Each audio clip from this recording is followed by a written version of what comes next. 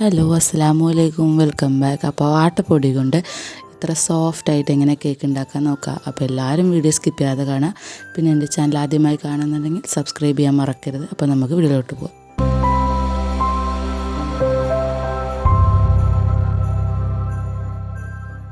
ആദ്യം നമുക്ക് caramel syrup തയ്യാറാക്കിയെടുക്കാം.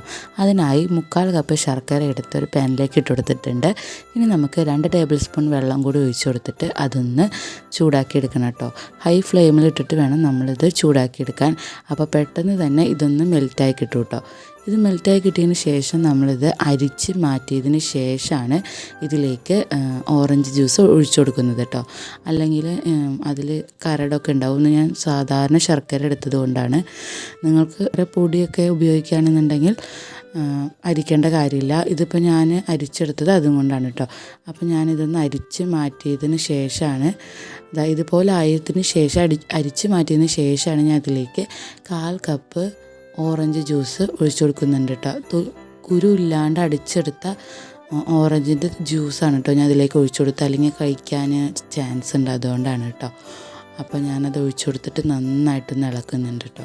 ഇനി നമുക്കിതിലേക്ക് നട്ട്സും ഫ്രൂട്ട്സൊക്കെ ഇട്ട് കൊടുക്കാം കേട്ടോ.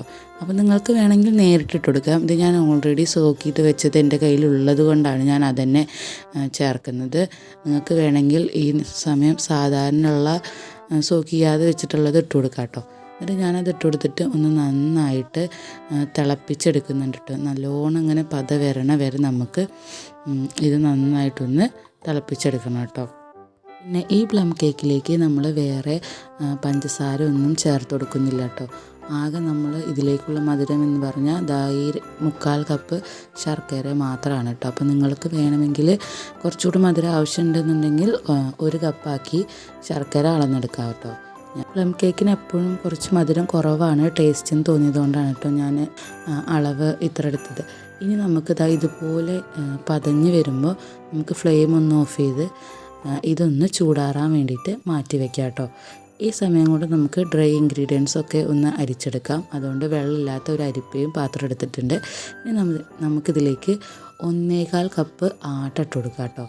ഇനി നമുക്ക് അതിലേക്ക് 1/2 teaspoon baking soda, 1 teaspoon baking പൗഡറും കൂടി ഇട്ട് കൊടുക്കാം കേട്ടോ.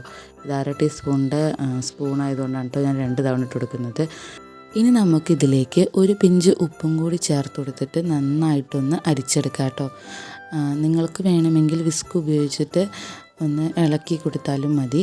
അപ്പോൾ ഇതുപോലെ ഒരു ബൗളിലേക്ക് അരിച്ചതിന് ശേഷം വേറൊരു ബൗളെടുത്ത് അതിലേക്ക് മാറ്റിയിരിക്കുകയാണ് കേട്ടോ ചെയ്യുന്നത്. അപ്പോൾ 2 ബൗളും അരിപ്പിയൊന്നും വെള്ളം ഉണ്ടാവാൻ പാടില്ല. എന്നാലാണ് നമ്മുടെ കേക്ക് നല്ല അടിപൊളിയായിട്ട് ബേക്ക് ചെയ്ത് കിട്ടുള്ളൂ കേട്ടോ. ഇത് നമ്മൾ എന്തായാലും ശ്രദ്ധിക്കണം. അപ്പോൾ ഞാൻ മറ്റൊരു ബൗളെടുത്ത് അതിലേക്ക് അരിച്ച് മാറ്റി വയ്ക്കുന്നുണ്ട് കേട്ടോ. ഇനി നമ്മളിതിലേക്ക് കോഴിമുട്ട ഉപയോഗിക്കുന്നില്ല. അതിന് പകരം നമ്മൾ ഉപയോഗിക്കുന്നത് തൈരാണ് കേട്ടോ. അപ്പോൾ ഞാൻ ഇത് മാറ്റി വെച്ചിട്ട് വേറൊരു ബൗളെടുത്തിട്ടുണ്ട്. ഇതും വെള്ളമൊന്നും ഇല്ലാത്തൊരു നല്ല ക്ലീൻ ആയിട്ടുള്ള ഒരു ബൗളായിരിക്കണം കേട്ടോ. അപ്പോൾ ഞാനിതിലേക്ക് 1/4 കപ്പ് തൈര് ഒഴിച്ച് കൊടുത്തിട്ടുണ്ട്. ഇനി തൈര് നന്നായിട്ട് വിസ്ക് ഉപയോഗിച്ചിട്ട് നന്നായിട്ടൊന്ന് മിക്സ് ചെയ്തെടുക്കാം. ബീറ്റർ ഉള്ളവർക്ക് അത് യൂസ് ആക്കാം കേട്ടോ. ഇനി നമുക്കിതിലേക്ക് 1/4 കപ്പ് പാലും കൂടി ഒഴിച്ചു കൊടുക്കാം. ഇനി 1/2 ടീസ്പൂൺ വാനില എസൻസും 1/2 ടീസ്പൂൺ പൈനാപ്പിൾ എസൻസും കൂടി ഇതിലേക്ക് ചേർത്ത് കൊടുക്കുക കേട്ടോ. ഇനി നമുക്കിതിലേക്ക് 1/4 കപ്പ് സൺഫ്ലവർ ഓയിലും കൂടി ചേർത്ത് കൊടുക്കാം. അതിനുശേഷം ഇത് നന്നായിട്ടൊന്ന് ബീറ്റ് ചെയ്യണം. പാലും തൈരും ഓയിലും കൂടി ബീറ്റ് ചെയ്ത് കിട്ടാൻ കുറച്ച് ടൈം എടുക്കും കേട്ടോ.